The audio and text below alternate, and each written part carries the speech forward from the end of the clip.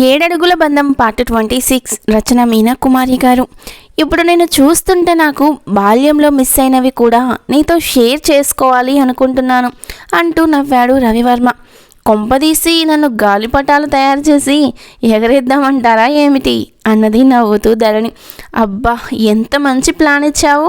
నా దగ్గర colours papers చాలా ఉన్నాయి, ఉండు అంటూ చాలా ఫాస్ట్గా వెళ్ళి పని కుర్రవాడితో కావలసినవన్నీ తెప్పించేశాడు నిమిషాల్లో.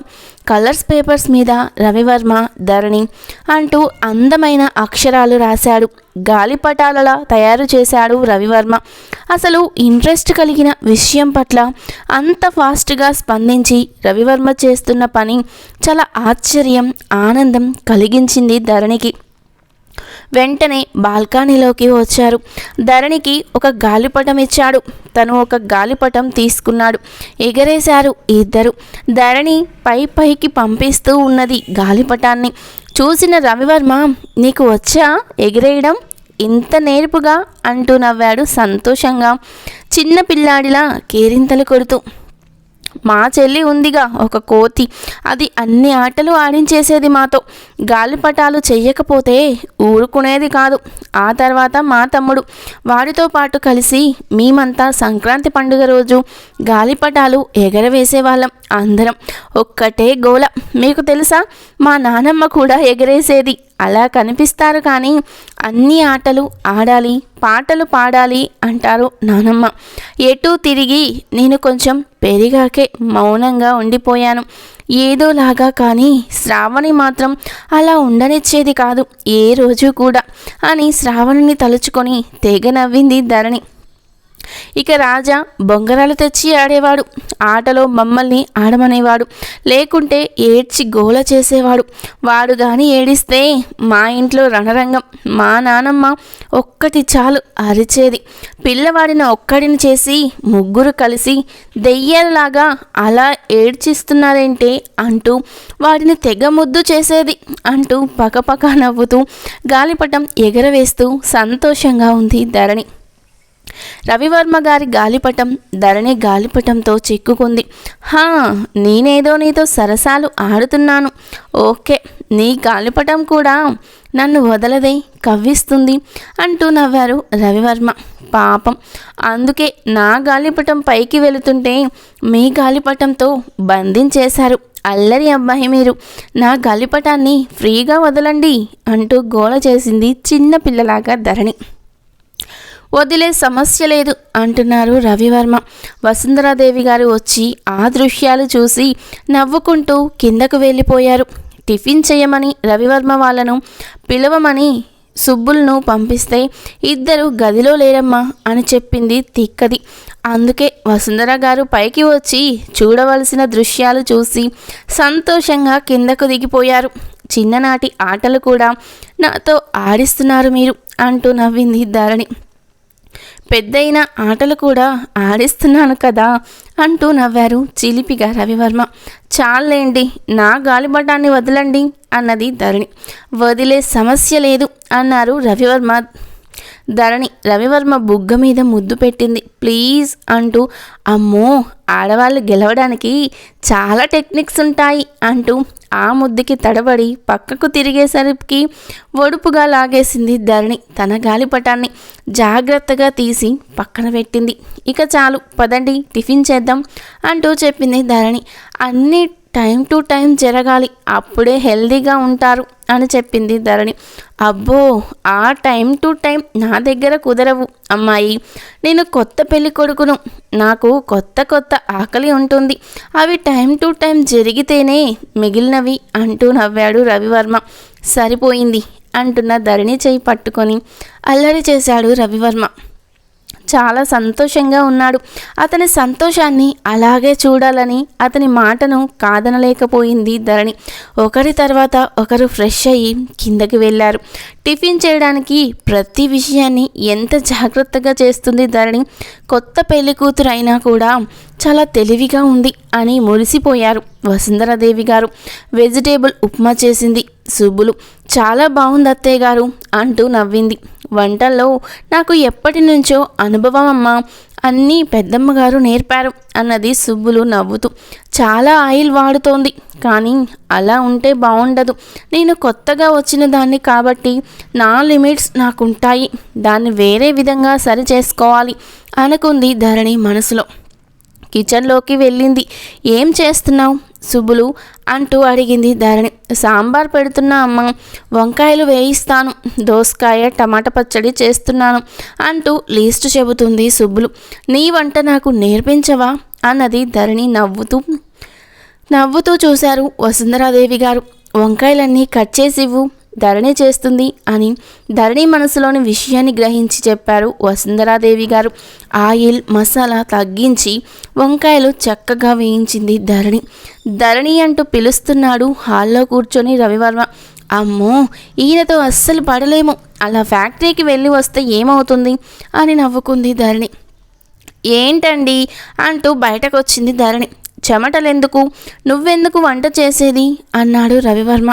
ఎప్పుడైనా సుబ్బులకి బాగోకపోతే నాకు వంట రాకపోతే ఇబ్బంది పడతారు కదా, అందులో సుబ్బులు బాగా వంట చేస్తుందంట కదా, ఆమె దగ్గర నేర్చుకోవాలి అని అన్నది ధరణి. సుబ్బులు చాలా పొంగిపోయి నవ్వింది. లేదు చిన్నబాబు గారు, ధరణి అమ్మ వెరైటీగా వండుతుంది మీకోసం ప్రత్యేకంగా అంటూ నవ్వుతూ లోపలికి వెళ్ళింది సుబ్బులు. ఈ రోజుకు అది చాలు, రా బయటికి అన్నాడు రవివర్మ. ధరణి, నువ్వు కూడా వెళ్ళు రవివర్మతో కలిసి ఫ్యాక్టరీకి అన్నది వసుంధరాదేవి. అలాగే అత్తయ్య గారు అన్నది ధరణి. ఇలా కాదు అంటూ చక్కగా రెడీ అయ్యి వెళ్ళు ధరణి అంటూ చెప్పింది వసుంధరాదేవి. అవును, మరి ఫ్యాక్టరీకి యజమానురాలు, అందుకు తగ్గట్టుగానే వెళ్ళాలి. వసుంధరాదేవి గారు చెప్పినట్లే రెడీ అయ్యింది ధరణి. అసలు ఎంత అందంగా ఉందమ్మా, రకరకాలుగా వేస్తున్నారు జడ, అన్ని రకాలు తెలుసు, ఎంత అందంగా రెడీ అవుతున్నారు ధరణి గారు అంటూ తెగ మెచ్చుకుంది సుబ్బులు. ఇప్పుడు ఎందుకు మమ్మీ అన్నాడు రవివర్మ. అలా కాదు, వెళ్ళిరా, అలా అటు ఇటు తిరిగి రండి, ఇంట్లో ఎందుకు అన్నారు వసుంధరాదేవి గారు. సరే అంటూ ఫ్యాక్టరీకి బయలుదేరారు రవివర్మ ధరణి. వసుంధరాదేవి గారు ఫోన్ చేసి గుమస్తా శంభునాథానికి చెప్పారు. అక్కడికి వెళ్ళగానే మాలలు తెచ్చి ఇచ్చారు. ఒకరికొకరు వేసుకున్నారు రవివర్మ ధరణి. స్వీట్ పెట్టి అందరికీ ఇచ్చారు. చాలా పెద్ద ఫ్యాక్టరీ, అన్నీ చూపించాడు రవివర్మ. ఆఫీస్ రూమ్లోకి వెళ్ళారు రవివర్మ ధరణి. సార్, ఈ నెల టర్నోవర్ చూడండి అంటూ ఇచ్చారు శంభోనాథం. ఇప్పుడు ఈ లెక్కలు నేను చూడలేను అన్నారు రవివర్మ ధరణి వైపు చూస్తూ. నవ్వుతూ, నేను చూస్తాను, నాకు తెలుస్తుందేమో అన్నది. అబ్బా, మనం ఇక్కడ నుండి తొందరగా వెళ్ళిపోదాం బయటికి, లెక్కలు నేను చూసినా నువ్వు చూసినా సమయం ఒకటే కదా అన్నాడు రవివర్మ. ఉండండి, నాకు ఇలా లెక్కలు చూడాలంటే భలే ఇంట్రెస్ట్ అన్నది ధరణి. కావాలని ఒక లెక్క చూసి ఇంత కదా అంటూ తెలియనట్టుగా నటించింది ధరణి. అయ్యో రామా అంటూ బుక్ తీసుకొని చకచక లెక్కలు చూశాడు రవివర్మ. అంతా కరెక్ట్గా ఉంది, ఎక్కడ ఏ తప్పు లేదు కదా ధరణి అంటూ నవ్వాడు రవివర్మ. నాకు తెలుసు, కానీ మీరు చూడాలి అని అనుకొని నవ్వుకుంది ధరణి. మరి సరుకు ఎంత తయారైంది, ఎంతమంది ఆర్డర్స్ ఉన్నాయి, ఎప్పుడు ఎలా పంపిస్తున్నారు, ఇలాంటి ప్రశ్నలకు సమాధానాలు అన్నది ధరణి. వేరే బుక్స్ తీశాడు రవివర్మ. గుమస్తా గారిని పిలిచి అన్ని వివరంగా అడిగాడు. అన్ని లెక్కలు చెప్పారు ఆయన. చాలా రోజుల తర్వాత ఈరోజు శ్రద్ధగా అడిగారు లెక్కలు అని నవ్వుకున్నారు. మొత్తానికి ఆఫీస్ పని చకచక పూర్తి చేశారు రవివర్మ. ఇక వెళదామని అన్నది ధరణి. నాకు తెలుసు, నాతో ఆ పనులు పూర్తి చేయించి అప్పుడు బయటికి వెళ్దామని నీ ప్లాన్ కదూ అన్నాడు రవివర్మ. గాలిపటం చిక్కుల్లో పడేయడం కాదు, నేర్పుగా తీసుకోవడం కూడా రావాలి మా సార్ గారికి అంటూ నవ్వింది ధరణి. ఎంత తెలివిగల దానివి ధరణి, ఏ విషయాన్ని అంత తేలికగా వదలదు ధరణి. కొందరు ఓవర్గా మాట్లాడుతారు, పని విషయంలోకి వస్తే శూన్యం. కొందరు శూన్యంలోకి చూస్తూ పని మర్చిపోతూ ఉంటారు సోంబేరితనంగా. కానీ ధరణి మాత్రం చాకచక్యంగా ఉంటుంది. వజ్రమైన ప్రతిరోజు శుభ్రం చేయంది మెరుపు రాదు అన్నట్లుగా ఉంటుంది ధరణి ప్రవర్తన.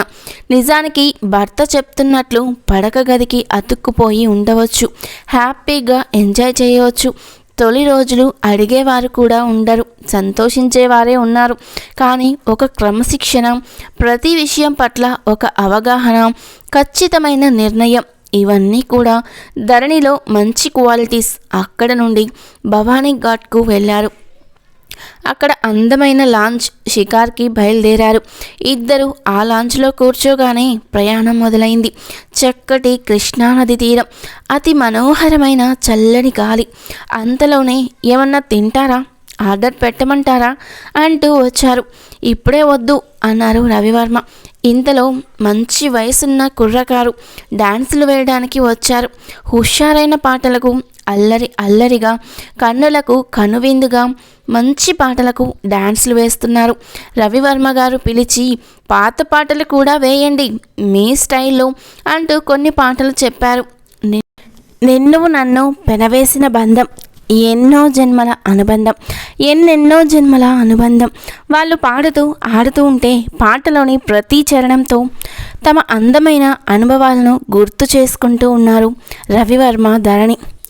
వీడియో చూసే ముందు ప్లీజ్ వీడియోకి తప్పకుండా లైక్ చేయండి, అస్సలు మర్చిపోవద్దు. మొదటి రోజు తిప్పలు పడ్డ విషయాలు గుర్తొచ్చి నవ్వుకున్నారు. పాట చివరగా డాన్సర్లు ఇద్దరు ఒక బొమ్మను తీసుకొని నటిస్తుంటే నవ్వాగలేదు. ఓకే, పాటలో పెళ్ళి, మొదటి రాత్రి, బిడ్డ పుట్టడం, ముసలివాళ్ళు అవడం వరకు ఉంటుంది. వాటికి తగ్గట్టుగా నటిస్తున్న కుర్రజంట జోరు పాటకు ధీటుగా ఉంది ఆ పాట. ఎంతో ఆనందంగా నవ్వుతూ ఉన్నది ధరణి వారి డాన్స్ చూస్తూ. ఆ తర్వాత రవివర్మ గారు వచ్చిన మరొక పాటకు డాన్స్ వేశారు. తలకి నీళ్ళోసుకొని కురులార పోసుకొని నువ్వు నిలుచుంటే నా మనసు నిలవనంటుంది, ఎంత రమ్మన్నా నిన్ను వదిలి రానంటుంది అని వస్తున్న పాటకు నవ్వుకుంటూ ఉన్నారు ఇద్దరు. నిజంగా పాత పాటల మాధుర్యము ప్రతి దంపతులకు తాంబూలాల అనుభవం లాంటిది. ఆ అందమైన అనుభవాన్ని ఆస్వాదిస్తూ ఉన్నారు కొత్త జంట. ఆ తర్వాత రవివర్మ గారు స్నాక్స్ ఆర్డర్ చేద్దామా అన్నారు. మీ ఇష్టం అంటూ నవ్వింది ధరణి. సరే ఓకే, కూల్ డ్రింక్ 2 స్ట్రాలు తీసుకురండి అని చెప్పాడు రవివర్మ. ఆ తర్వాత నీవు లేక నేను లేను, నేను లేక నీవు లేవు అనే పాటతో వస్తుంటే ఒకే కూల్ డ్రింక్లో 2 స్ట్రాలు వేసుకొని ఒకరినొకరు చూసుకుంటూ ఆనందంగా నవ్వుకుంటూ తాగుతున్నారు. కూల్ డ్రింక్ హనీ డ్రింక్ లాగా. ధరణి అలా కొంచెం బయటకు వెళ్దాం రండి అంటూ పిలిచింది. లాంచీ ప్రయాణం ఎంతో అందంగా ఉంది. కృష్ణానది పరవళ్ళను చూస్తుంటే ఆనందం కలిగింది. చుట్టూ ఉన్న పచ్చదనానికి మనసు మైమరచిపోయింది. అందమైన పాటలతో హోరెత్తిపోతుంది. గాలికి ధరణి కురులు ఎగురుతూ ఉన్నాయి. ఆ దృశ్యం ఎంతో కన్నుల పండుగగా అనిపించింది రవివర్మకు. రవివర్మలోని చిత్రకారుడు మేల్కొన్నారు. ఆ అందమైన దృశ్యాలను ఒక పక్కకి తిరిగి నించున్న ధరణి సౌందర్యాన్ని ఆ చిత్రకారుడు తన మనసు నేత్రంతో భద్రపరిచాడు. అది అందమైన చిత్రంగా రూపాంతరం చెందుతుంది. అవకాశం దొరికినప్పుడు అవే ఆలోచనలతో అందంగా చుట్టూ ప్రకృతిని గమనిస్తూ ఎంతో అందంగా కనిపిస్తున్న భర్తను చూస్తూ మురిసిపోయింది ధరణి. ఆమె మనోఫలకంపై ఎప్పుడో లిఖించుకుపోయింది ఆయన చిత్రం. లోపల నుంచి పాట భలే వినబడుతుంది. స్పెషల్ రూమ్కి వచ్చిన వారికి ఇష్టాలకు అనుగుణంగా పెడతారు పాటలను. తగిలిందమ్మా తగిలింది, పైరగాలి ఎగిరిందమ్మా ఎగిరింది, పైట కొంగు తగిలిందమ్మా ఎగిరింది, అయ్యయ్యో అయ్యో నా మనసే ఉరకలు వేసింది అంటూ హుషారైన పాటలు వింటూ ఆ గాలి ఆస్వాదిస్తూ ప్రకృతిని ఆరాధిస్తూ కొత్త జంట మురిపాల సరసాలు సంభాషణలు చెప్పుకుంటూ దూరంగా చెట్లపై కనిపిస్తున్న పక్షులను చూస్తూ మైమరచిపోయారు రవివర్మ దంపతులు. ఇంట్లో గీతిక ఫోన్లో మాట్లాడుతూ ఉంది. ఇప్పుడు ఫోన్ నెంబర్ తీసుకున్నారు ఒకరికొకరు. మాటలు బాగా సాగుతున్నాయి. రాత్రింబవళ్ళు ల్యాప్టాప్లో మాట్లాడుతుంటే ముసల్ది కనిపెట్టి తిడుతుంది. అందుకే తన ఫోన్ నెంబర్ ఇచ్చేసింది. హెడ్ ఫోన్స్ పెట్టుకున్నట్లు పాటలు వింటున్నట్లు నటిస్తూ చక్కగా ఫోన్ మాట్లాడుకుంటుంది గీతిక. రాత్రి సినిమా చూశాను, ఇంగ్లీష్ మూవీ. అన్నీ హాట్ సీన్స్ అదిరిపోయాయి. నిద్ర పట్టలేదు. నువ్వే గుర్తొస్తావు. ఆ సినిమాలో హీరోయిన్స్ కనిపించలేదు నాకు, నువ్వు నేనే కనిపించాము అంటూ అందంగా చెప్పాడు మధు. ఛీ, అలాంటి సినిమాలు చూడడం తప్పు కదా అన్నది గీతిక.